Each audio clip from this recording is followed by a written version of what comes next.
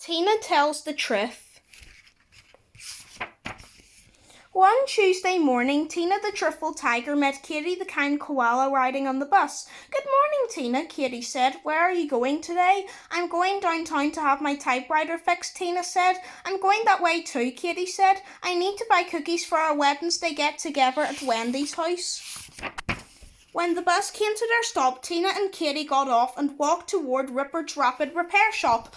On the way, they passed the Hats Galore store. Emmy the exaggerating elephant was inside, trying on a great big feathery hat trimmed with red taffeted tulips, purple ruffles and green tinsel. Tina and Katie went inside. "Hello, hello," Emmy called to them. "Don't you think this hat looks divine on me?" Tina looked at Emmy. "Well, the truth is, it looks more like a hat." Tina looked at Emmy. "Well, the truth is, it looks more like a mistake than a hat," she said. "You look silly."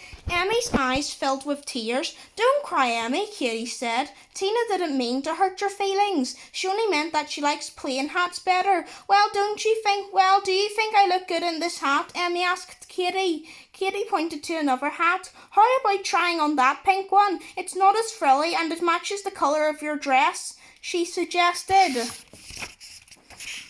Emmy tried the pink hat. "You're right, Katie. This hat does look better. I'll buy it," Emmy said with a smile. She gave Katie a big hug and thanked her for being so kind and helpful. But Emmy said nothing to Tina. "What did I do wrong?" Tina wondered. She felt a funny feeling at the bottom of her heart. "I tried to be helpful too, but Emmy seems upset with me." When they left the hat store, Katie waved goodbye to Tina and said, "I hope to see you at Wendy's tomorrow." "I'll be there," Tina said, as she ran off to Rupert's Rapid Repair Shop. When Tina got to the shop, she looked around at all the broken things: TV sets, telephones, toasters, tennis rackets, tape decks and trunks. Everything was topsy-turvy and covered with dust. Tina handed her typewriter to Rupert the resourceful rhinoceros and explained what was wrong with it. "I'll have this fixed for you in a jiffy," he said. "You can pick it up tomorrow after lunch. Maybe you can have this place tidied up by then too. It's a terrible mess, Rupert, and that's the truth," Tina said. Tina continued talking about other things, but Rupert wasn't listening. He just stared and didn't say a word. Finally, Tina said, "What's wrong, Rupert? You don't seem your usual cheery self." Rupert felt embarrassed, but he was angry too. "You know, Tina," he said, "most broken things can be fixed, and some things are easier to fix than others, but the hardest thing to fix is hurt feelings." Rupert came out from behind the counter. "I have to get to work now," he said. He showed Tina to the door and slammed it shut behind her. The next afternoon, Tina went to pick up her typewriter. She was hoping Rupert would be in a better mood. Along the way, she passed Lizzie the lazy lamb in her vegetable garden. Lizzie was looking very upset. "What's wrong?" Tina asked. "I forgot to water my garden, and now all my vegetables are wilted." "Just look at these turnips and tomatoes," Lizzie cried. "Well, the truth is, it's your own fault. You shouldn't be so lazy, Lizzie," said Tina. I guess you're right," Lizzie said, and she turned to go inside her house. Just then, Perry the polite porcupine passed by. "Good afternoon," he said. "Looks like your garden could use some water. Lizzie, if you'll get your hose, I'll try to help you revive your plants." Lizzie smiled a big smile. "Oh, Perry, that would be wonderful," she said. Lizzie took Perry by the hand and together they went to get the hose. "What did I do wrong?" Tina wondered. "Now Lizzie is upset with me." Once again, Tina felt that funny feeling at the bottom of her heart.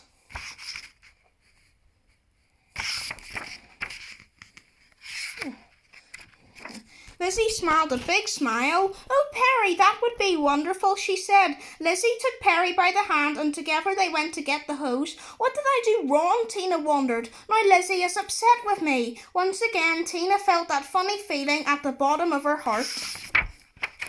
When Tina got to Rupert's shop, she noticed that it was neat and clean. Well, she said, this place looks terrific now, and that's the truth."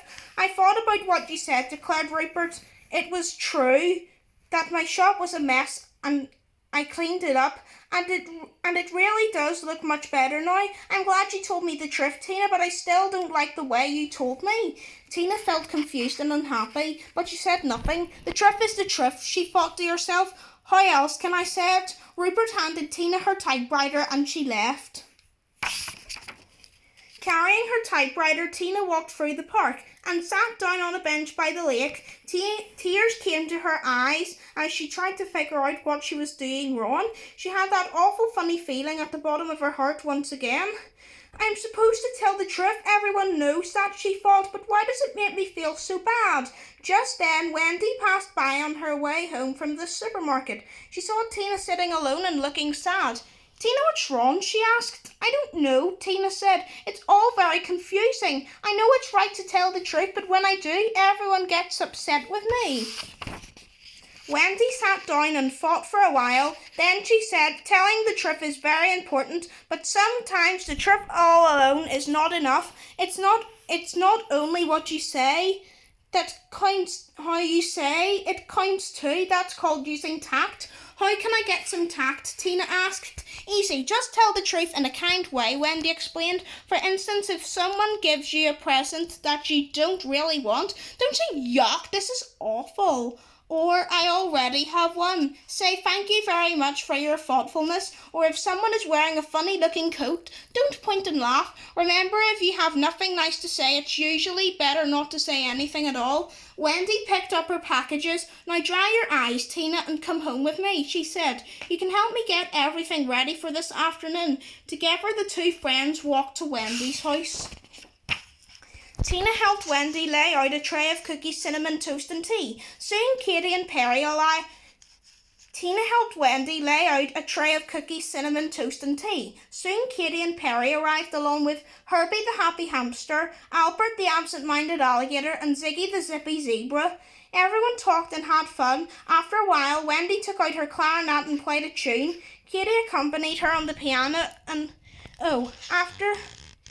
Everyone talked and had fun. After a while, Wendy took out her clarinet and played a tune. Katie accompanied her on the piano and Herbie played his tuba. Herbie followed along as best as he could, but his tuba growled and groaned. Tina was tempted to cover her ears, but she didn't. She remembered what Wendy said and didn't want to hurt Herbie's feelings. That must be tact, she said to herself. While they were playing, Herbie leaned over to Tina and said, maybe I shouldn't join in. I know I don't play very well. Tina thought a minute. Then she said, don't stop playing, Herbie. You're sure to improve if you just keep on practicing. Wendy heard what Tina said to Herbie. Hooray, you've just passed the tact test, she whispered in Tina's ear. Now, Tina, you're not only a truthful tiger, but a tactful tiger too. Everyone clapped for the musicians when they finished playing, but Tina couldn't help thinking that the applause was also for her. Tina felt wonderful, and now the bottom of her heart felt wonderful too. The end.